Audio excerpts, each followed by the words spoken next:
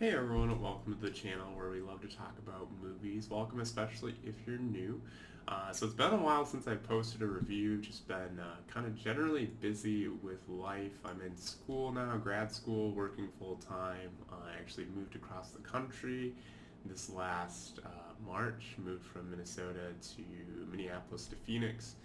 And so it's been a busy year, but kind of at a point where I miss talking about movies, so figured I would hop on and talk about my latest movie, which is Bad Boys: Ride or Die. I saw this actually yesterday evening in the theater.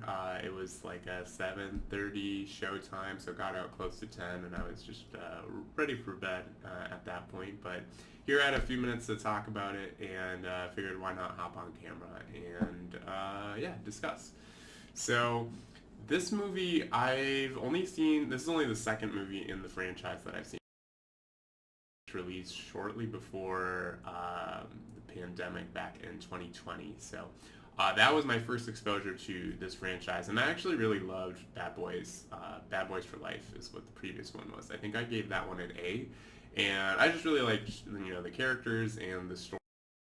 It was for me, it's just a great time at the movies. So I that's one that I highly recommend based off my experience. So I was pretty excited for this one, given how much I liked the previous one. Although I had seen that on Rotten Tomatoes is at like a 60 something percent, so I was like, oh, okay, maybe I should temper my expectations.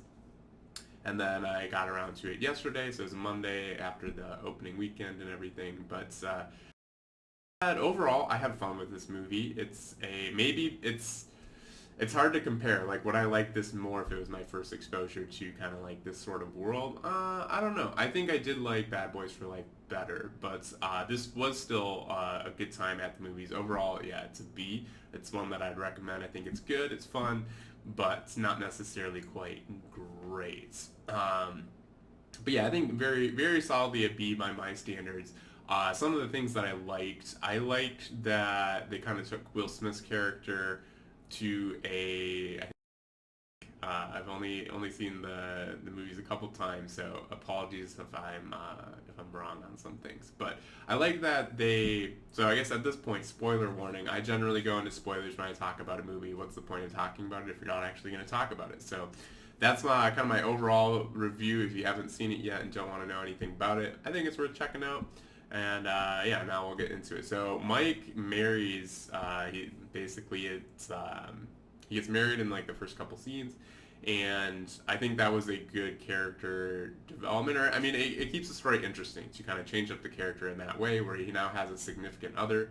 And I thought that was interesting to see how that played into like giving him some panic attacks during the film. I think some very real things. I think my only kind of nitpick with it is because it all happened off camera, which I think is fine for this. It's more of just like the setup for this film, and it's not the focus of the film, but it does kind of shape his character.